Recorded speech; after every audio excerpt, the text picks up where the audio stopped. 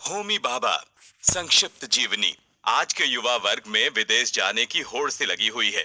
यहाँ तक कि कुछ छात्र तो अपनी शिक्षा पूरी करने से पहले ही वहाँ जाना चाहते हैं।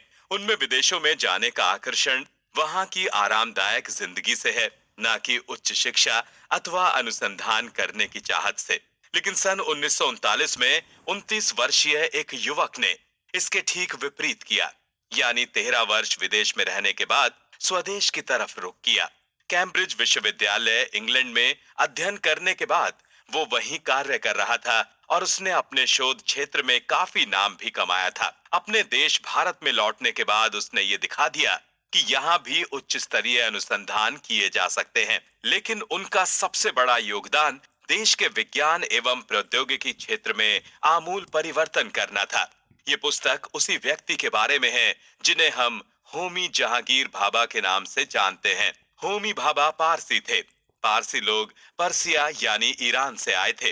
ये पारसी जरतुश्त धर्म के अनुयायी हैं, जो एक प्राचीन धर्म है जैसा कि हिंदू धर्म। आदि पारसी एवं आर्य लोगों में काफी समानताएं थीं। जिस समय इस्लाम धर्म का प्रचार अरब से पर्सिया में फैलने लगा, कुछ लोग इससे बचने के लिए अपने देश को छोड़कर अन्यत्र शरण लेने चले गए। उन्हीं में से एक दल 8वीं शताब्दी में भारत के सूरत शहर में आ पहुंचा।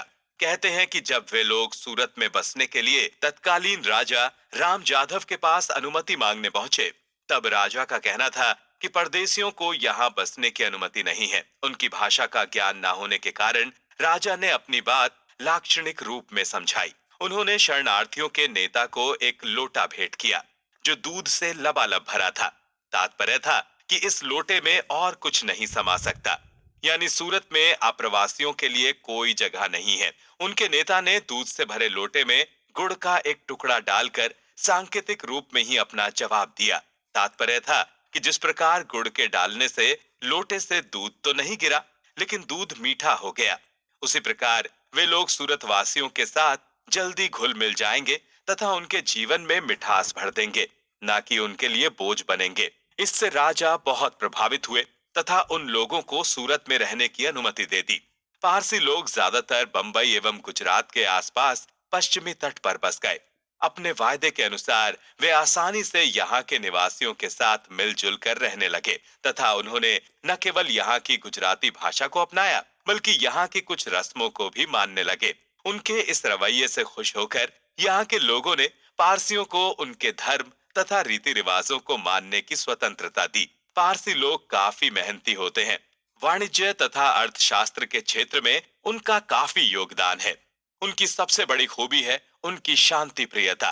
वे समाज के प्रति अपना उत्तरदायित्व समझते हैं, अतः जरूरतमंदों की सहायता के लिए सदा तत्पर रहते हैं, विशेषकर अपने लोगों के लिए। अंग्रेजों के भारत आने पर पारसी लोग स्वेच्छा से अंग्रेजी सीखने लगे। यही कदम दक्षिण भारतीयों तथा बंगाल निवासियों ने भी उठाया। लेकिन अंग्रेजी शिक्षा का असर इन तीनों समुदायों के लोगों पर अलग अलग पड़ा।